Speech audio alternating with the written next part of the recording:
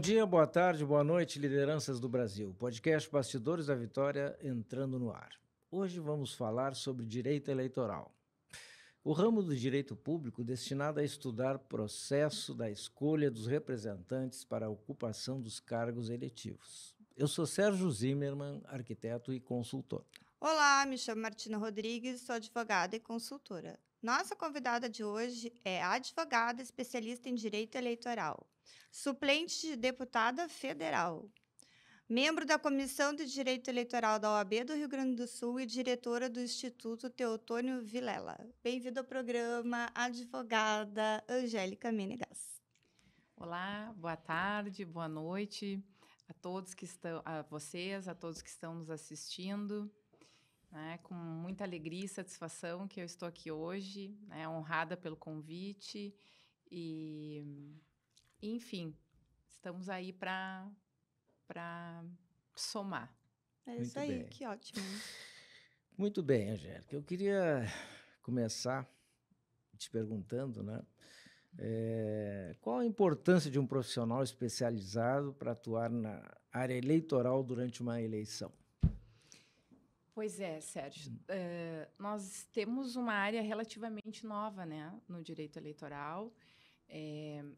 Nós temos, em que pese o Código Eleitoral ser de 1965, nós temos uma legislação muito rápida e dinâmica, para esses casos.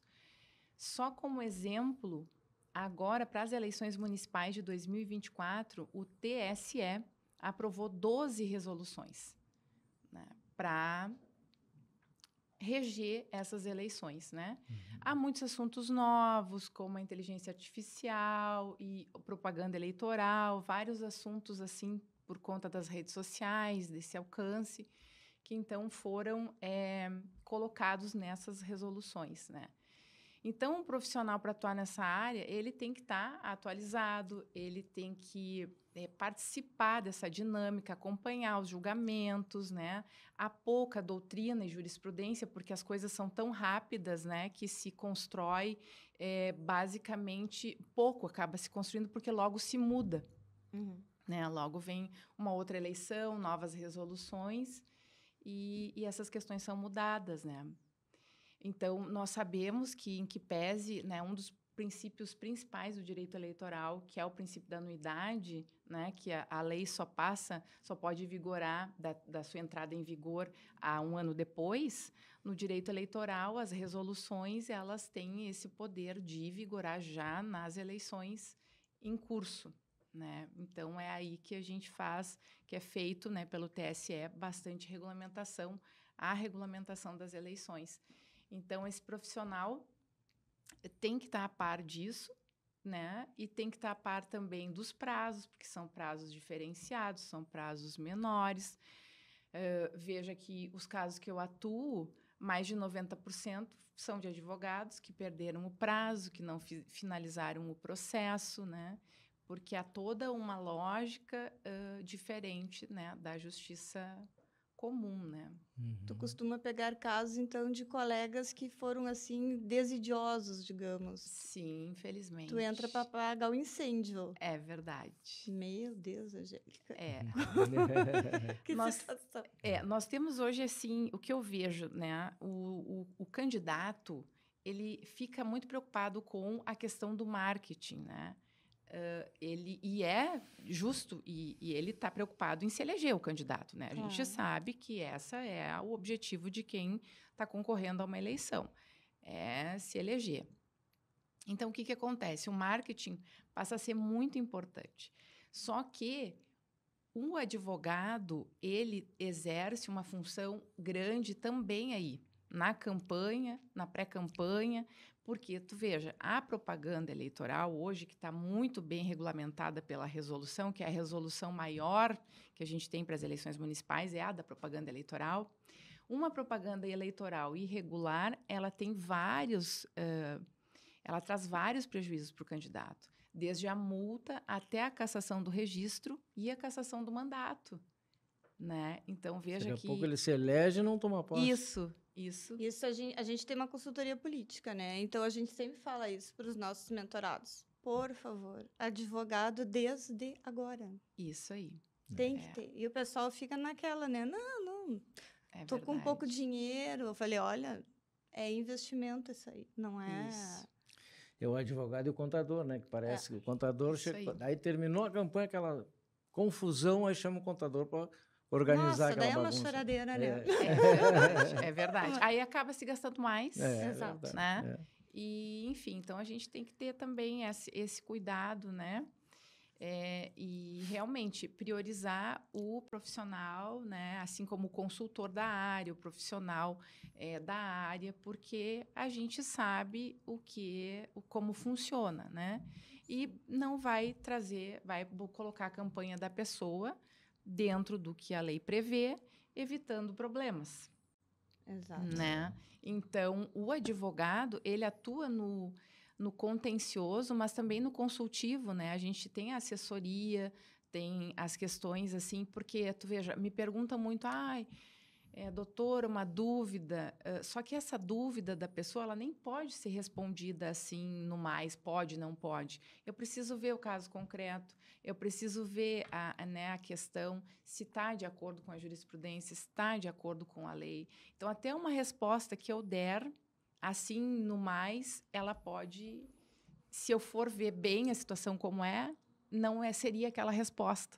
Sim, tem Então, que ser dentro do isso, contexto, né? E o pessoal faz isso. aquela velha perguntinha para o advogado, né? Isso. Só uma consultinha. Aí eles tentam resumir, só que 10 vezes no Não. resumo tiram uma parte que é Isso é mais ou importante. menos que nem o arquiteto, né? O cara chega no escritório da gente, mas é só um desenho, doutor, não precisa fazer projeto, é só um desenho. Só que aquele desenho, o arquiteto tem que ter noção do contexto todo, porque senão ele vai propor um desenho que depois não vira projeto, né? Daqui a pouco cai mais a ou menos casa, isso. né? Literalmente cai a casa para o advogado verdade. também. Cai a candidatura. Cai a candidatura. E, enfim, aí nós temos... Porque o que a gente tem visto? Um tribunal cada vez mais diligente, atuante nessas questões, né? Por exemplo, na coibição da propaganda eleitoral e na coibição do abuso de poder político e econômico. A gente nota, por exemplo, essa mudança de perfil do tribunal no sentido de punição, no sentido de estar mais assim, de ser uma coisa que realmente eles vêm repudiando e colocando penas mais severas e tendo mais agora, cada vez mais, uma espécie de fiscalização, né? E, então, essa questão que também o candidato agora se torna uma questão que ele tem que dar mais atenção, né, para essa questão da propaganda. Porque hoje em dia a campanha ela é feita por propaganda e na mídia, né? É verdade. Quase que 80% digital, digamos. Isso, então aí também pode... E, na verdade, essa propaganda digital é quase que instantânea, né? Não dá, quando o advogado vai ver, já aconteceu, né? Já aconteceu. E me diz uma coisa, Angélica, como é que está para essas eleições agora a questão das mulheres, das candidaturas femininas? Quais as expectativas, né? Claro. Veja, a questão para as eleições municipais de 2024, eu trago aqui os dados do TSE, né? De acordo com a última eleição, que foi em 2020, para as eleições municipais. Então, eu trouxe aqui os números. Ótimo. Então, segundo os dados do Tribunal Superior Eleitoral, nas últimas eleições de 2020, o crescimento da candidatura feminina foi maior em cargos de vice-prefeita. Veja, né? Então, quais são os números? Em 2020, foram 3.985 mulheres que concorreram a vice-prefeitas, ao cargo de vice-prefeitas, correspondendo aí a 21,2% do total das candidaturas femininas naquele ano, né? Nas eleições municipais de 2016, que então, né, a gente tem o parâmetro, as de 2020, as de 2024 a gente não tem, então a gente se baseia nessa última, e essa última foi maior que a anterior, que foi em 2016, em que a gente teve 2.867 mulheres que disputaram a vice-prefeitura, que correspondeu, naquela época, 17,5% do total de candidaturas. Né? Então, ou seja, houve um aumento e este aumento foi detectado pelo TSE, que foram nas candidaturas de vice para vice-prefeito, que as mulheres cresceram neste cargo, né? Sim. Enfim, houve uma procura de mulheres maior para esse cargo. Ainda não na cabeça da chapa. Pois então. Tô esperando. Aí também, o que a gente tem que analisar, né? Que o número de eleitas, segundo também os números do TSE, que são os números que eu trago aqui, aumentou. Ou seja, essas chapas que buscaram mulheres para vice-prefeitura, elas tiveram um aumento, né, de número de eleitos, né? Em 2016 foram 834 e em 2020 saltou para 927. Teve um aumento de 11%, né, nesse número, o que demonstra a competência da mulher no cargo de gestão. Agora eu te pergunto, né, Martina, Sérgio, devemos comemorar esse número? Mais ou menos. Eu diria que sim e não. Né? Sim e não. Tô na sim, dúvida não. ainda, né? Porque há um atraso na legislação. E não só na legislação que nos responde esse número, né? Somente no final da década de 70, por meio de uma série de tratados internacionais, começou a se tratar da questão da mulher na política. E a baixa presença da mulher na política, somente nessa época, passou a ser considerado uma das dimensões de violência à mulher, no final da década de 70. Muito recente, né? Muito recente. Então, há um atraso na legislação, mas há também um atraso nas urnas. Claro. Né? Veja, a mulher, segundo também os dados do TSE, entre 2016 e 2022, elas perfaziam 52% do eleitorado e os homens 48%. Nós somos a maioria do eleitorado e a maioria da população brasileira hoje. E a minoria de candidatos. A minoria de candidatos. Pois é. Então, eu também trago o número do período de 2016 a 2020. As candidaturas femininas perfizeram o total de 33% e as masculinas 77%. Não, isso aí então, cruel. Mas a tendência, porque a gente nota assim que está havendo um crescimento progressivo, não está? Sim. Então, quem sabe nós vamos chegar lá. Temos até Copa do Mundo agora, feminina. Isso se explica por quê? Pelas cotas. Infelizmente, isso se aplica pelo quê? Pelas cotas, né? Eu ia dizer isso. Só que as cotas, elas valem para o sistema proporcional. E são eleitos pelo sistema proporcional, os vereadores, deputados estaduais, deputados federais. Então, esse número aqui de crescimento, né, na vice-prefeitura, para o cargo de vice-prefeito das mulheres, é importante, porque aqui não há a cota. Para o sistema majoritário, que são os prefeitos e vice-prefeitos, a escolha é livre. Né? Mas creio que essa subida das mulheres veio por conta das cotas, né, das eleições, que reservam 30% de obrigatoriedade no sistema proporcional para as mulheres. E o início foi bem conturbado, né? A gente sabe bem que no início os partidos botavam mulheres, infelizmente, né? A gente tem que falar a verdade, era candidato laranja, né? Era para preencher a nominata, né? Agora, acho que faz pouco tempo, assim, que a mulher está se dando conta da força dela, né? Sim.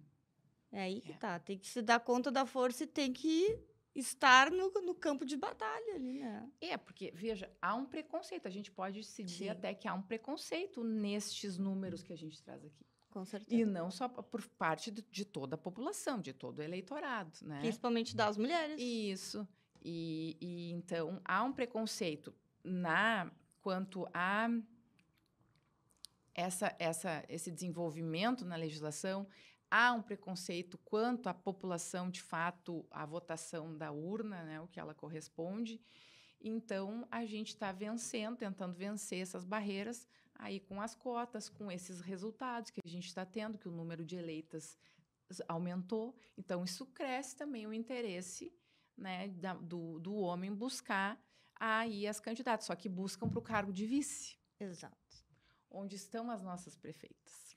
Gostaria de saber. Onde estão as também. nossas verdade. prefeitas? Angélica, e com relação à inteligência artificial, né? Como é que ficou o entendimento do TSE a respeito desse tema? Assim, tem alguma legislação específica? Como é que é isso aí? Sim. A inteligência artificial, ela ficou regulamentada na resolução que trata da propaganda eleitoral, né? Por ser, enfim, ligada a esse tema.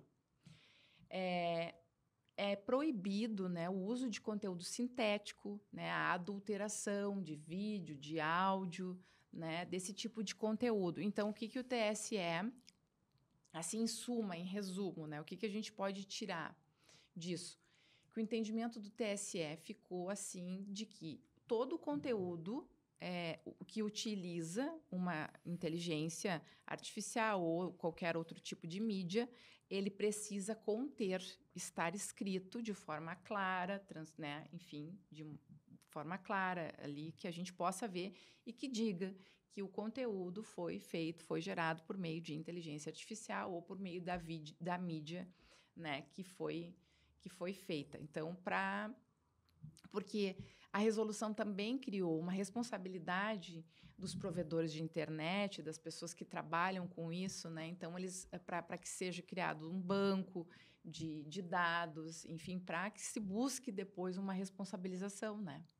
Então, a partir do momento que eu utilizo uma mídia ou uma tecnologia ou uma inteligência artificial nos meus vídeos, eu vou ter que dizer que aquele vídeo foi feito. Ou seja, eu não vou pegar a tua voz, adulterar o teu vídeo, o teu áudio, e sem dizer isso é irregular. Aí cabe, né, a penalidade. Agora, para o candidato que vai fazer o uso da inteligência artificial ou de qualquer outra mídia, ele deve constar ali no anúncio, na propaganda, no que for, que foi feito o uso, né, da tecnologia e da tecnologia que ele utilizou para fazer o anúncio.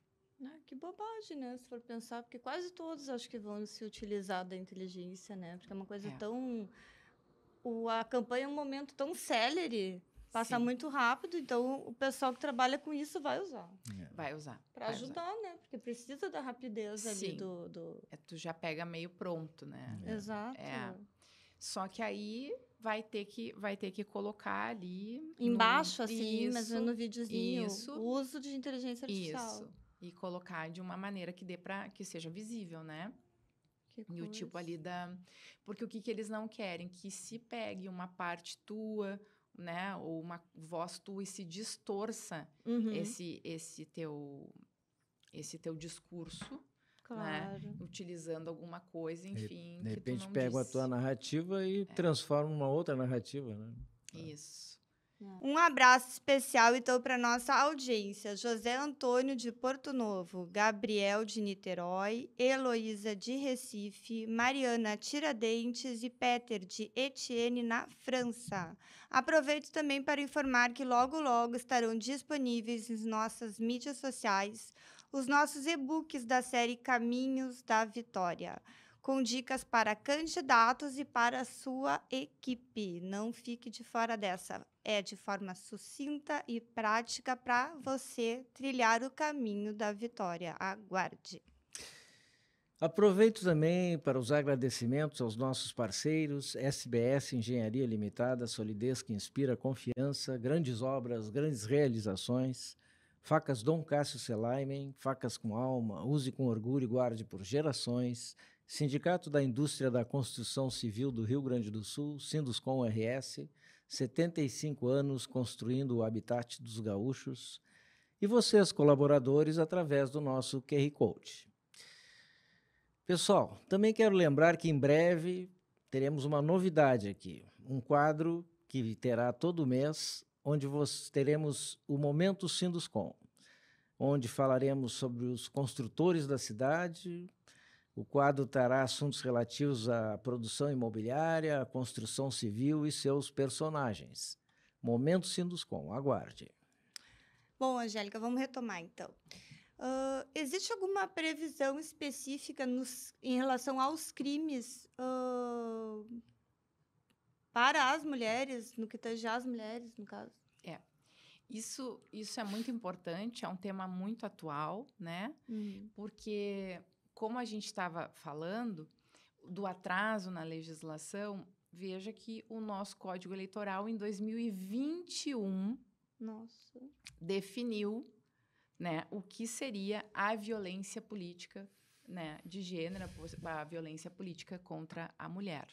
Então, somente em 2021 foi definido isso de fato no Código Eleitoral, com relação, né, à violência política de gênero, à violência política contra a mulher, que consiste basicamente, né, na definição em ser toda a ação ou omissão que vise a impedir, obstaculizar, enfim, até mesmo conturbar, enfim, de qualquer forma, negar à mulher o direito político, atrasar essa questão do direito político à mulher, né?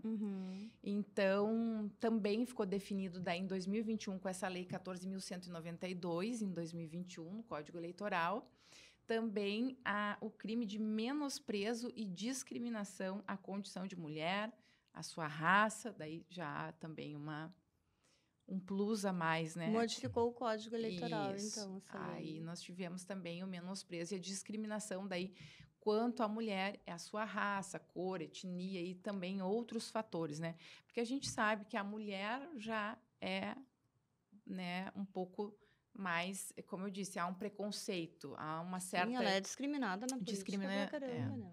Então, a raça ainda tem, né, a gente tem que ver que, né, quanto à raça ainda há mais discriminação, quanto à religião, quanto enfim. Então, isso também foi uma alteração que somente em 2021 passou a constar no Código Eleitoral.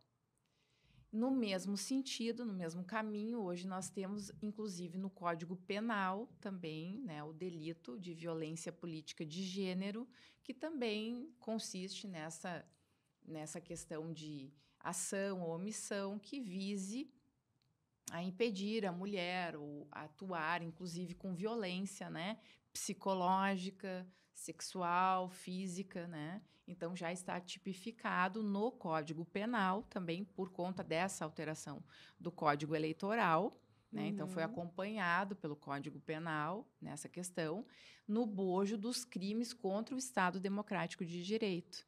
Então, há uma evolução grande, recente, em termos de legislação, para coibir, inclusive com penas né, de reclusão e detenção, essas questões com relação ao gênero, né, da mulher. Então, é muito importante essa questão que a gente está fazendo aqui hoje, e sempre traz, né, às vezes a gente pensa, mas é uma questão batida, não é interessante, não. É uma questão muito interessante que as pessoas precisam ter esse conhecimento, seja por parte das candidatas, seja por parte da população, para que façam essa fiscalização, essa denúncia, para que, de fato, seja cumprida a lei, que as mulheres tenham seu espaço e seu direito político garantido, né?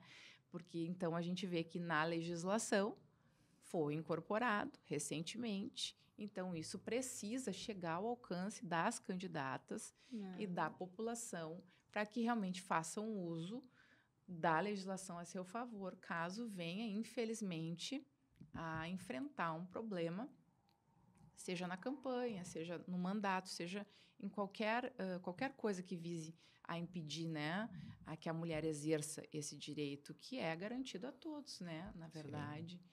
Então... Isso é muito bom, né? Porque, de repente, agora, muitas mulheres até têm aquele que a gente estava falando, tem medo de entrar na política, né? Porque ficam pensando, a gente não é amparada. E agora, pelo menos, tem uma legislação que ampare isso, né? Sim. Caso tenha. Porque, realmente, a política é um campo bem complicado ainda. É um ambiente hostil e é necessário esse tipo de legislação específica. E é uma pena que seja tão recente, né? Porque a gente sabe que quando é recente, as pessoas precisam saber ter o conhecimento, até chegar ao conhecimento, até que isso seja aplicado. Então, há um retardo, de certa forma, quando as coisas vêm mais tarde, que acaba interferindo em toda, né, a cadeia de, enfim, de Sim. pessoas que vão ser interferidas por aquela legislação, mas que a gente está caminhando e até é um, Tá um devagar, prazer. mas é um progresso, né, que E é tá um havendo. prazer poder falar sobre isso e que Com vocês certeza. abrem esse espaço para que a população saiba, né, que as nossas candidatas saibam e procurem os partidos que, né, que são filiadas ou que têm mais uma identidade para buscar aí, né, pleitear os cargos que existem hoje que podem ser pleiteados pelas mulheres, né, que possam, de fato, exercer, Sim. né, essa Sim. campanha política, sem a intervenção aí de obstáculos, né, e de discriminação e de... Sim, agora elas estão amparadas, né, de certa forma, Isso. né? Qualquer coisa tem a lei a seu favor. Angélica, e como é que foi essa experiência aí de concorrer nas eleições de 2022 a deputada federal, hein? Conta para nós aí. Veja que eu sou uma advogada eleitoralista que fui candidata, né? Então, ou seja, a teoria e a prática, né? Eu tinha teoria antes e resolvi pôr em Ótimo. prática a minha teoria na questão de fato mesmo, entrar no campo, enfim, pôr a mão na massa, né? Porque desde a minha adolescência, assim, a gente sempre ouve falar, os candidatos não são qualificados, a gente não tem candidatos qualificados. Então, eu pensei, por que não fazer parte, né, desta oportunidade?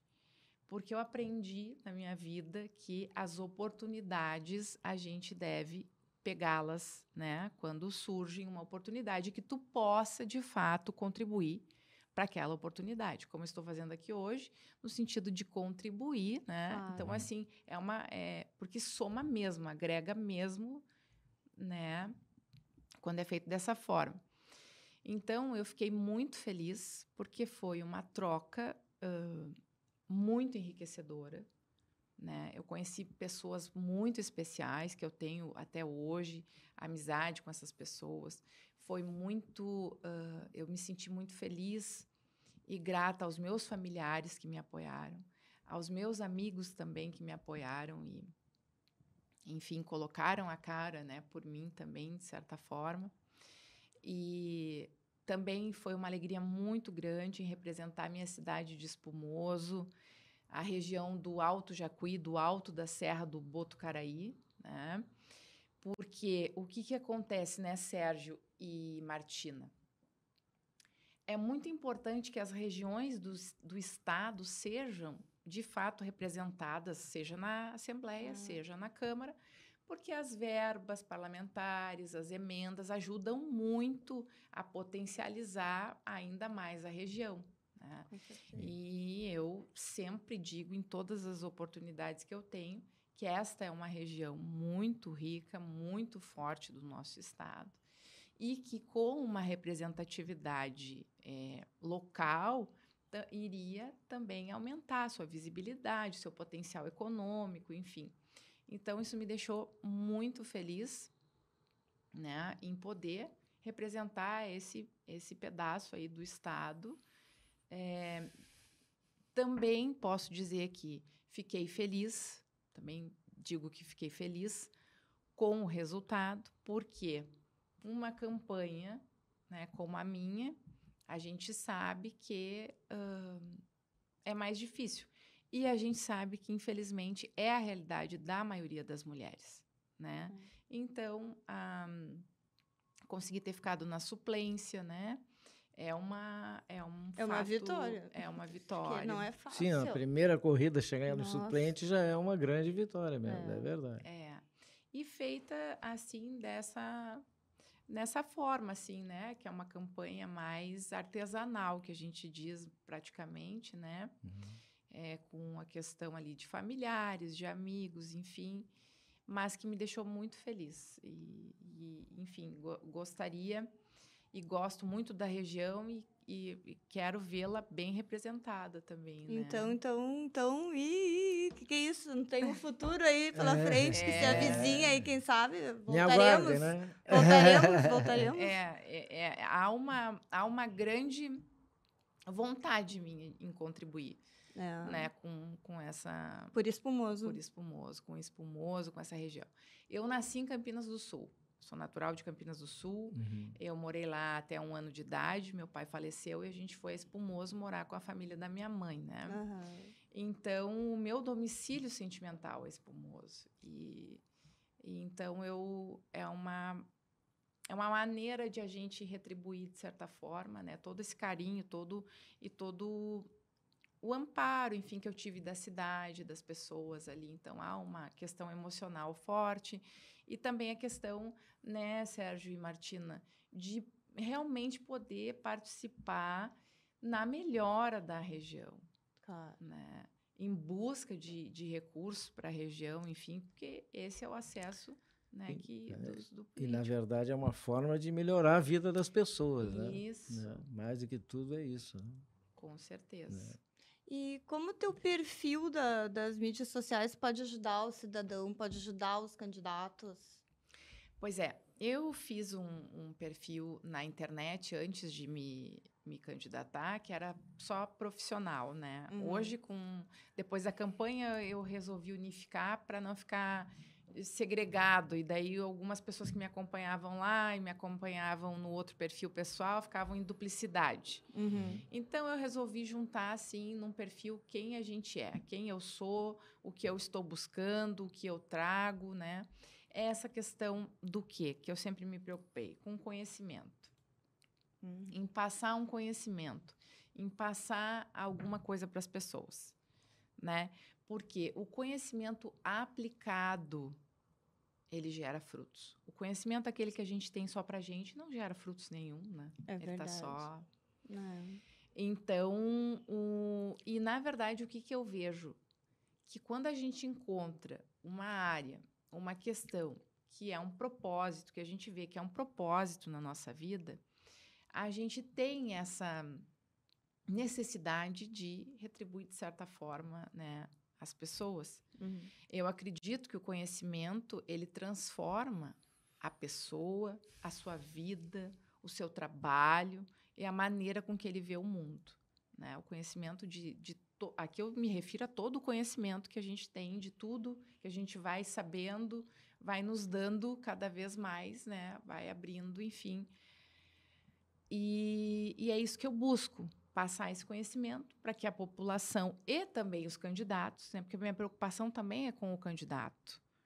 Porque o candidato, ele se coloca lá à disposição, mas ele também não sabe. Às vezes não é nem... está descumprindo porque quer. Ele não sabe. Então, essa questão de passar para o candidato, passar para a população também, porque eu acredito que, com isso, possa haver uma maior fiscalização, né? Inclusive do próprio candidato, que está vendo que o outro candidato está fazendo, né, alguma coisa ali que não está bem de acordo. Então, assim que a gente começa a que o processo eleitoral realmente funcione, porque o que não pode para mim não pode para ti também, né? Não, e quanto mais conhecimento tem o candidato, melhor para a população, né? Porque ele vai realmente estar prestando um serviço, né? Qualificado. Correto, qualificado. Então, é isso que eu tento passar, e que fique de uma maneira mais aprazível, assim, porque é um tema. Sim. É um tema meio conturbado e que as pessoas, às vezes, confundem. Próprios amigos meus me dizem, essas tuas coisas de política. Não, mas não é política. Não é só política. Claro que envolve a política, porque tu envolve o agente que faz a política. Claro. Mas o direito eleitoral é uma área técnica, é uma área do direito, né? Mas daí tem que responder assim, né? Mas tudo na vida da gente é política, né? Isso também que eu acho que deve haver uma preocupação maior da população, né, Sérgio e Martina? Porque com a política. As pessoas não querem, mas é a política que nos rege. É a política que determina toda a nossa economia, a nossa educação, a nossa saúde. Então, eu acho que é necessário mudar esse tipo de mentalidade, assim, para que as pessoas realmente venham a entender um pouco, a gostar e também cumprir o seu papel aí na fiscalização e na escolha de um candidato melhor. E tu tens uma grande qualidade, né, Angélica, que eu te acompanho nas mídias sociais, daí eu dei uma olhada nos vídeos e tu tem uma facilidade de transmitir. Isso é muito importante, porque às vezes a pessoa tem conhecimento, ela não tem aquela facilidade, né? Tem um vídeo teu que eu achei excelente, que é sobre o quociente eleitoral, né?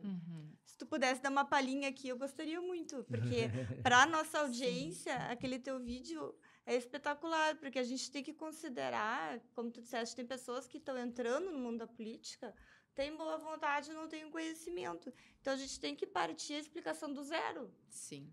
Isso é para abranger o maior número de pessoas. Então, se tu não te incomodas, eu gostaria que tu desse uma palhinha daquele sobre o quociente eleitoral, porque a eleição são as eleições municipais, né? Sim. E, na verdade, o maior número de candidatos é a vereador, né? Porque a majoritária são só 2 e para vereador há uma reserva de registros maiores, né? Que compõem o legislativo ali. Que, na verdade, o número de cadeiras é determinado pela Constituição Federal, de acordo ali com o número de eleitores, habitantes, enfim, do município. Então, feito isso, um candidato a vereador, ele precisa saber como que ele vai chegar lá na cadeira dele. Certo.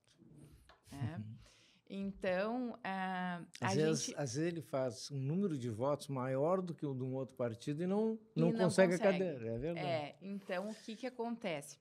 Então, a gente vai dar uma explanação aqui de como que funciona para ele chegar na cadeira dele.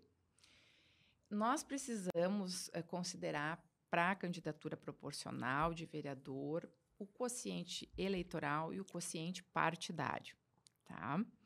Bom, o quociente eleitoral, ele é feito pelos votos válidos, né, obtidos naquela eleição, ou seja, ele sempre muda, ele varia, não tenho como te dizer, né, os votos válidos, porque tu vai ter que descontar os brancos e nulos. Então, tu vais pegar o número de votos válidos do município e tu vais dividir pelo número, né, das cadeiras. Então, a gente pega um exemplo aqui de fácil arredondamento, enfim, um número inteiro aqui para título só de exemplificação. Se nós temos um município com 10 mil votos válidos e 10 cadeiras na Câmara, o quociente eleitoral é de 1.000 votos por cadeira. Tá?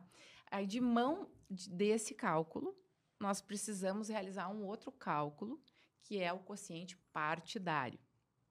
Então, no quociente partidário, nós vamos somar os votos que o partido fez. Porque nós sabemos que no sistema proporcional a gente pode votar, inclusive, na legenda. Sim. Então, porque o cargo no sistema proporcional, ele pertence ao entendimento que ele pertence ao partido. Então, por isso que a gente tem essa questão do quociente também, que calcular também o quociente partidário. Então, se um partido obteve, né, eu vou usar os números semelhantes para a gente, porque fica muito fácil de entender. 4.000 votos o meu partido teve. Se o meu quociente eleitoral foi de 1.000 votos por cadeira, eu tive 4.000 votos no meu partido, eu vou ter 4 cadeiras na Câmara. O meu partido vai ter direito a 4 cadeiras na Câmara. Certo. Tá, mas quem que vai ocupar essas 4 cadeiras? Os 4 mais votados. Isso, os 4 mais votados. Mas nós temos que considerar um outro cálculo. Já ia te perguntar. Que é a chamada, a cláusula de barreira primeiro. Tu tens que ver, tu tens que calcular, porque 10% deste quociente eleitoral, lá da frente. 10% de 1.000 seriam 100. Então, eu preciso que os mais votados tenham 100 votos. No mínimo. No pra mínimo. Concorrer na cadeira. Isso. Exato. No mínimo 100 votos. Tá. Tá? Aí, se tu não tiveste os 100 votos, o partido perdeu a cadeira. Né? Então, aí essa cadeira sobra. Aí é o cálculo de sobra, que é um outro cálculo. Mas aí, por quê? O que acontece? Se eu recebi um grande número de votos, mas o meu partido não fez os 1.000 votos para ter direito a uma cadeira, eu posso ter feito mais votos que o teu partido fez mais, e tu vai conseguir alcançar a tua cadeira, e eu não vou conseguir alcançar a minha cadeira. É de chorar. É complicado. Mas acontece muito. Muito. Então, assim que funciona pro vereador chegar à sua cadeira. Então, tem que se calcular o quociente eleitoral, o quociente partidário, ter os 10% que é exigido de votos, né? Porque não é exigido aí 1.000 votos para o candidato, né? Então, são 10% desses 10.000. Eu tenho que ter os meus 4 candidatos, tem que ter, no mínimo, 100 votos. Sim, se ele está numa legenda, ele está num partido, que ele já sabe que naquele partido tem, tipo, um cavalo corredor aí, que a gente chama. Aquele ali vai fazer 5.000. Eu tenho que trabalhar para eu fazer no mínimo 500, para eu estar dentro ali do páreo. Isso Mais aí. ou menos assim. Mais ou menos isso aí. Então, há essa questão, né, da representatividade da legislação que rege o sistema proporcional, que muita gente não entende esse cálculo, né? Enfim, não entende como é que chega. É por isso que eu digo que, na verdade, é muito melhor tu concorrer a um cargo e que tu saiba o que tu precisa para chegar lá, do que tu não saiba, né? Porque é tudo muito ao escuro. Eu estou correndo, mas não sei, de fato, quanto eu preciso, quanto eu não preciso. Claro que isso muda. Então, nós não podemos dizer, nós podemos pegar os dados das últimas eleições, mais ou menos, né, para fazer um cálculo da eleição, para a eleição atual. Só que nós estamos vendo uma mudança também nisso, que, com relação principalmente aí na pandemia, mudou muito a questão de as pessoas irem, de fato, votar, né? Há uma abstenção muito grande, né? E que isso também, eu falei num vídeo, porque com a questão da abstenção, da votação branco e nulo, né? Muita gente acredita ou acreditava que se mais de 50% dos eleitores votassem branco ou nulo, a eleição era anulada. E aí a eleição não é anulada, porque ela considera apenas os votos válidos, né? E não desconta os brancos e nulos, é só para fins estatísticos. Então, o que eu te digo? Se eu não votar, tu vai votar por mim. Né? Isso, e não existe anulação de eleição por conta disso. Sim. Então, é preciso que a gente realmente se importe em escolher um candidato com antecedência. Porque o que a gente vê? Se eu vou deixando, chega na última hora, eu já não lembro, aí vou pegar o primeiro que tem lá um número acessível, alguma coisa, né? Então, o que eu acho, o que eu vejo, né? Como técnica e como candidata que fui, a importância do voto, da seletividade do voto realmente, aquele voto que realmente vai agregar na eleição. O que mais ou menos a pessoa tem que avaliar? O candidato, o nível escolar, se para ti é importante, né? Porque depois muita gente, como eu te disse, desde a minha época, dizia os políticos são burros, os políticos não são preparados e tal. Então, se para ti é importante, tu vai ter que analisar um político que tenha um nível que tu acredite que vá conseguir desempenhar uma legislatura, um mandato, né? Sim. E que vá conseguir corresponder. Agora, tem pessoas também para que isso não é tão importante, mas aí tu tens que ver qual, dentro dos teus requisitos, sobre o candidato. A pesquisa, hoje nós temos a internet, nós temos acesso a várias pesquisas que a gente pode fazer sobre as pessoas, né? Sim. Então, para ver realmente em quem a gente está votando. Ver, inclusive, pelo perfil da rede social, ver como é que essa pessoa muito atua. Fácil, né? A informação está muito fácil, Isso. Né? Só que a gente filtra, às vezes, infelizmente, a informação para algumas outras coisas que não são tão prioridades. Essa é uma prioridade, a escolha, né, do candidato. Então, a gente pode, só por uma consulta no perfil ou alguma coisa assim, a gente já vai conseguindo construir uma imagem e uma base da pessoa que a gente está votando, né? Sim. E a questão, como eu trouxe aqui, também das candidaturas femininas, que eu acho que também é importante que as pessoas tenham esses olhos para isso. Há boas candidatas. Houve um aumento de eleitas no cargo que teve mais crescimento. Né? Então, há uma capacidade da mulher para o cargo de gestão. Né? E, às vezes, porque assim, a gente precisa ter uma representatividade. Como que eu vou ter uma representatividade e uma política efetiva ou ações efetivas se a maioria da população e do eleitorado não está representada como deveria? Sim. Sim, as mulheres sabem dos problemas das mulheres, né? Isso. Dos anseios, né? Então, toda a forma de olhar da mulher, toda essa outra questão, né? Ela acaba ficando capenga, digamos assim. Então, assim, as nossas partes e a nossa hora chega, que é na hora das urnas, né? Então, aqui a gente já está até, inclusive, já passando para uma outra questão mais de fato, que é a questão do voto. Mas a questão eleitoral, né, é a questão da dinâmica, da regra, das leis, o que pode, o que não pode, né, o que determina. Porque no Brasil nós temos 2 sistemas eleitorais. Que são que é o sistema eleitoral, o proporcional e o majoritário. É verdade. Então, a gente precisa conhecer, pelo menos o nosso sistema eleitoral, o que faz parte, quem é eleito por qual, né? Então, como que se faz para eleger uma pessoa, né? O que ela pode fazer nas redes sociais, na propaganda, o que ela não pode. Essas coisas, então, a gente, tendo uma visão maior, como eu disse, que a questão do conhecimento nos traz a possibilidade de analisar essas questões, eu acho que a gente também nos ajuda na questão da urna, né? Porque a legislação e a urna andam juntas, né? Sim.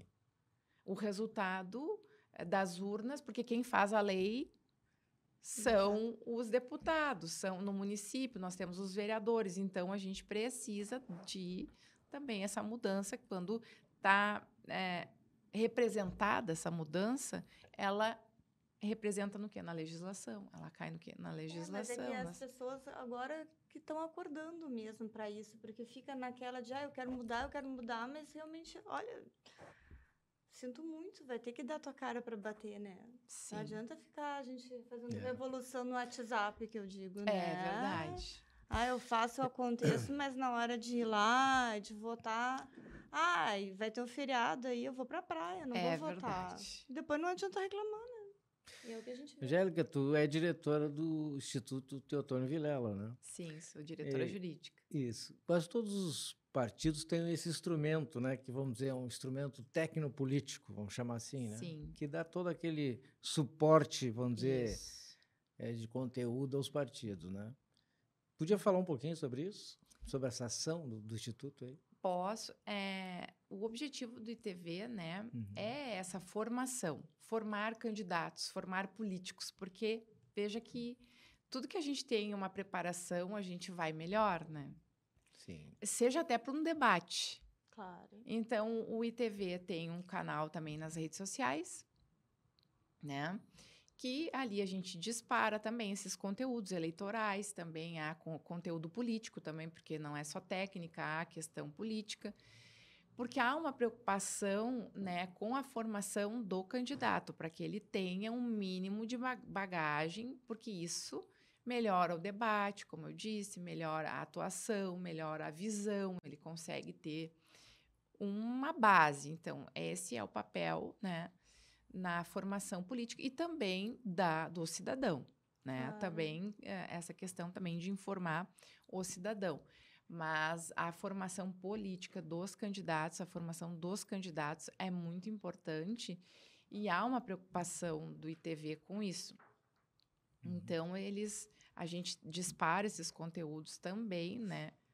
pro ITV, para que o candidato tenha acesso a essas questões que vão ajudá-lo, né, na campanha, no mandato, enfim.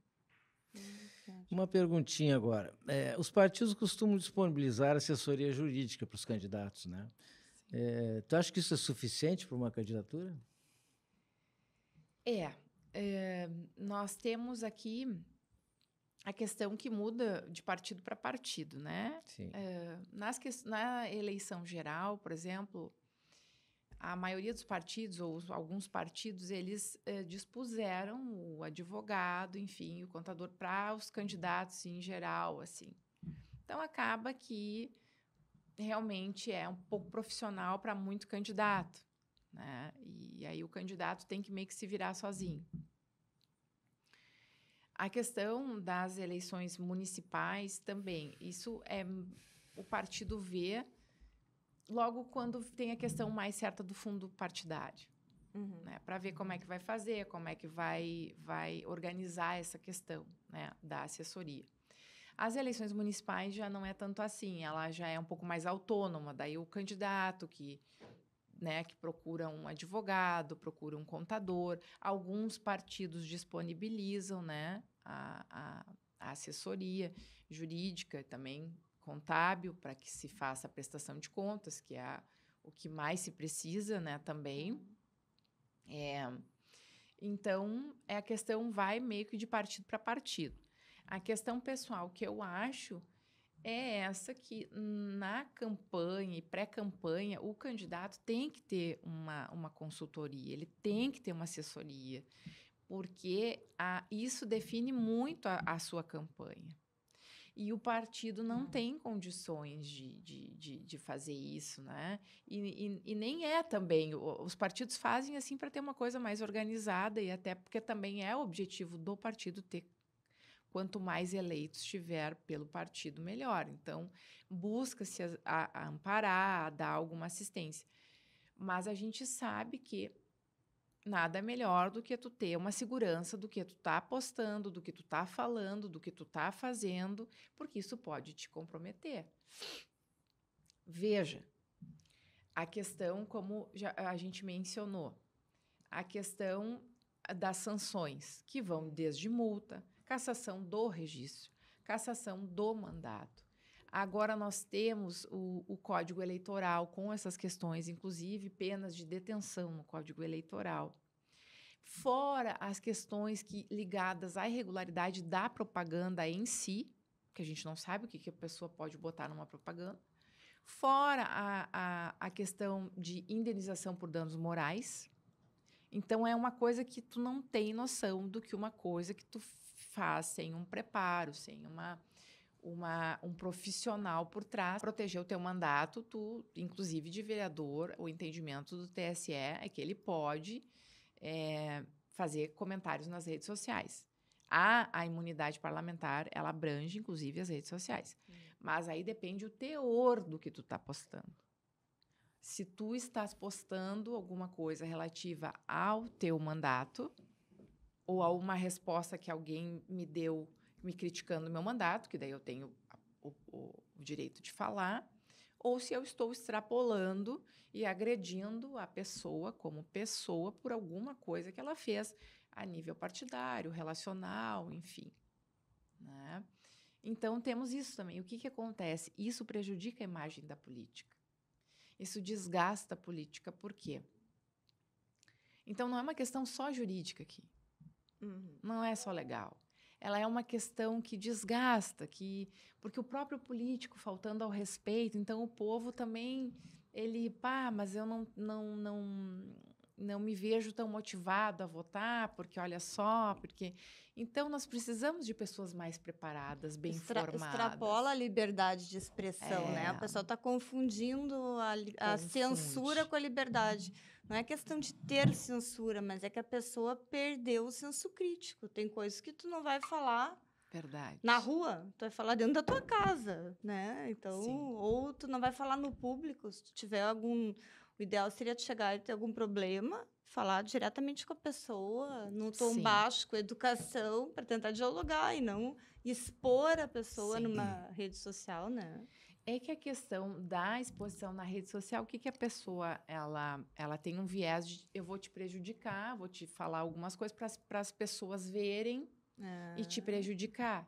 E prejudica, E não é? prejudica. Porque um comentário depreciativo numa rede social te prejudica. Parece que tem algumas pessoas que não fazem política para construir, mas para destruir o oponente. Destruir, Eles é. não têm aquela postura de construção de novas ideias. Não, eu tenho que destruir o outro. Isso. Depois eu vou ver o que eu vou fazer. Não é? Exato. É. Não, a pessoa não apresenta projeto de lei, por exemplo, não está preocupado com o seu mandato, está preocupado ao outro, vou lá e vou destruir aquele. Isso. Quer dizer, é uma loucura isso. E aí a importância de a pessoa realmente representar. Entende? Porque a gente está vendo coisas assim demais e muita coisa. Então a gente precisa, não. Porque se de fato as pessoas começarem a representar, a judicializar, isso vai diminuir. Vai diminuir. Vai diminuir, claro. Então, essa também sempre a nossa intenção porque a gente quer coisas saudáveis, né? Eu, como assim, telespectadora e que uma pessoa que assiste, que tem rede social, que assiste a um podcast, a um programa, eu quero ter coisas, né, que venham acrescentar, que venham ter um nível de polidez e tal, e que as coisas sejam para construir uma boa política. Para agregar, né? Não para agregar.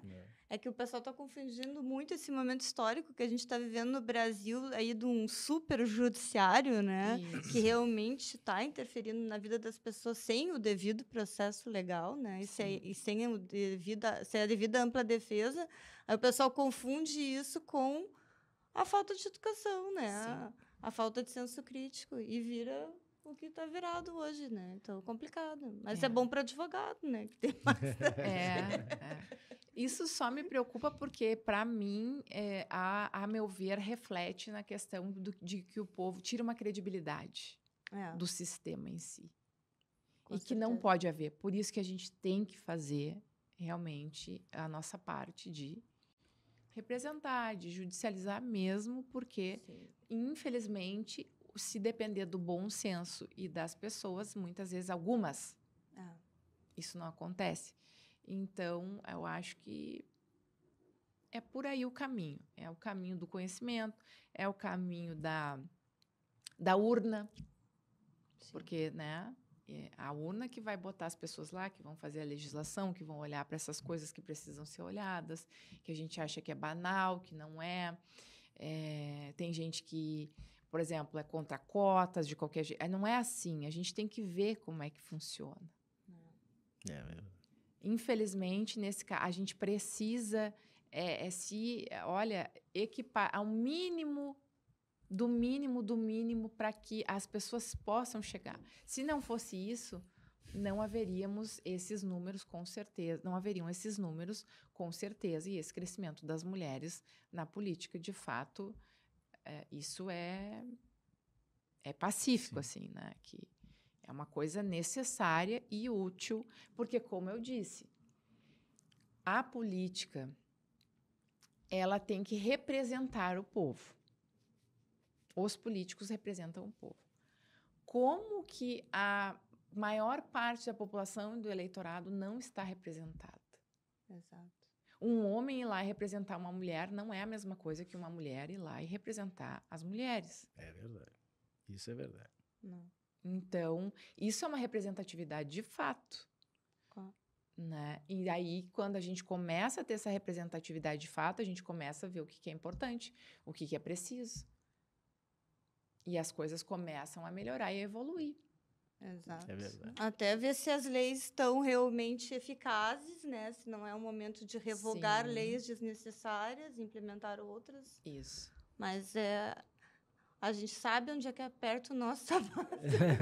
Literalmente. E é só dando voz para a gente, para as pessoas, enfim, que estão naquele posto, que a gente vai saber, que a gente vai poder realmente fazer alguma coisa, né?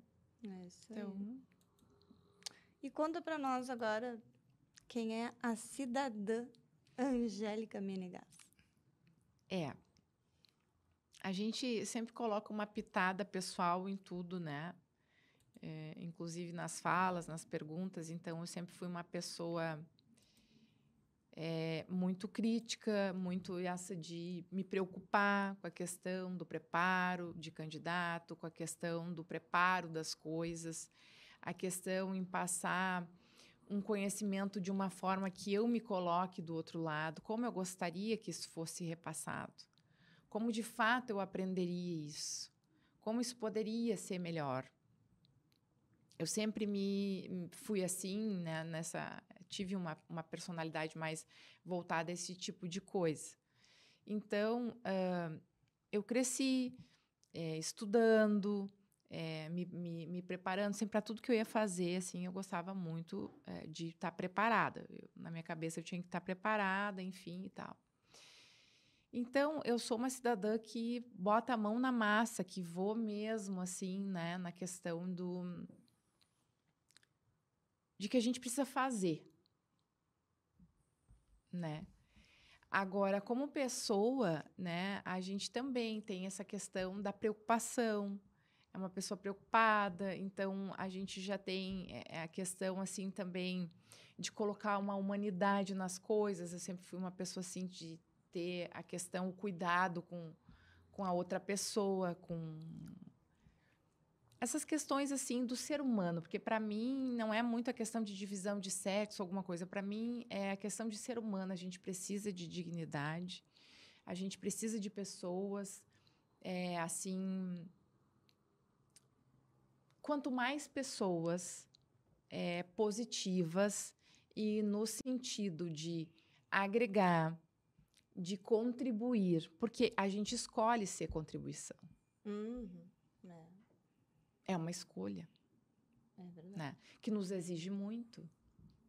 Mas continua sendo uma escolha que eu continuo mantendo a questão de ser uma contribuição acima de tudo. Acima da questão profissional, porque eu acho que realmente a questão, como eu disse, o propósito. Há pessoas que buscam algo mais. Tem um propósito de vida, né? É um propósito, porque eu nunca imaginei que fosse estar onde eu estou, nessa área do direito, em que pese sempre ter essa questão de participar, de ser envolvida, de me preocupar, mas nunca imaginei que, de fato, eu fosse parar nessa área. Então, há coisas que acontecem na nossa vida que realmente nos levam a um propósito. E essa questão é relacionada ao sentido das coisas e de quem busca um sentido para as coisas. Então, eu sou uma pessoa que busca sentido para as coisas, né? E busco dar sentido às coisas. Não me adianta eu estar numa coisa que também que faz sentido para mim, mas não faça sentido nenhum para vocês e não faça sentido nenhum para ninguém, e eu não me preocupe com o que faça sentido. Eu acho que não é estar por estar, fazer por fazer, falar por falar. É realmente empregar naquilo um esforço, uma vontade, uma energia para que isso vá para frente e realmente faça aquele tanto virar e virando um tanto que vai chegar em algum lugar. Não sei quando, não sei onde, mas vai chegando. Cheguei até vocês, chegamos e a gente vai construindo. Exato. Acredito muito nisso. É verdade. Há uma força maior e a gente vai construindo. Isso que eu acredito, né? Não é o caso de, tá aqui, o meu processo está aqui, meu prazo está aqui, vocês que se virem. Aliás, advogado vive de prazo, né? Tipo, que vocês não saibam melhor que vocês não saibam e que se ralem para eu atuar. Eu já me preocupo com essa questão da informação, porque realmente tem que haver um propósito, tem que haver uma coisa maior, que a gente tem que atuar realmente, de fato, para coibir o que precisa ser coibido. Colocar amor nas coisas, sentido, propósito, né? Porque senão a gente faz como, né? Vira um hábito fazer aquilo sem aquela paixão. E é claro que a gente sabe, né, Sérgio e Martina, que mesmo a gente fazendo as coisas, há pessoas que vão gostar, há pessoas que vão ver, há pessoas que vão se interessar, há pessoas que não vão. Então, é por isso a gente faz a nossa parte. Mas aqui, né, a gente sabe bem, por exemplo, podcast, por exemplo. Não faz isso. Não vai colocar um podcast. Isso aí não vai durar nem 5, 10 episódios. Já estamos o quê? Nos 70? Estamos gravando Esse é o por aí? 73. 73 gravando. Viu?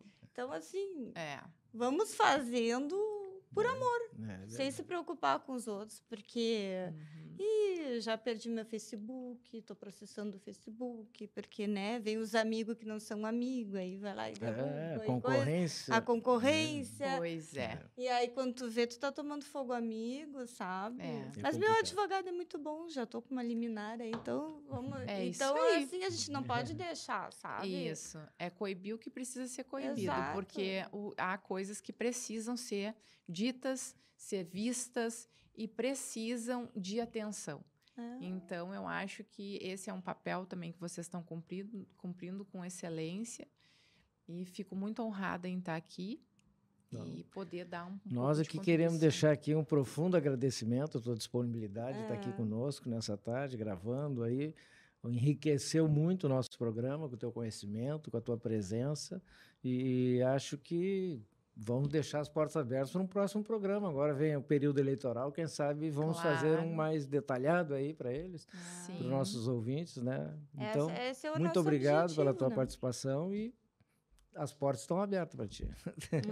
Esse é o nosso objetivo, é trazer pessoas vitoriosas, Sim. que possam, né, enriquecer a nossa sociedade, fazer com que a sociedade não desista do Brasil, Claro. né? Não há vitória sozinho. Não se faz uma vitória sozinho. Não, a gente tem que mostrar as Principalmente- qualidades do Brasil, Principalmente na política, né? né? Então, é isso aí. Embora muitas pessoas pensem Pensem diferente. diferente. Que é destruindo o oponente que se faz Pensem política. E diferente. não é assim. É Não por é. isso que também a questão de a gente estar, de certa forma, contribuindo para que as pessoas tenham um olhar diferenciado, para que olhem as outras pessoas. Eu acho que isso é fundamental.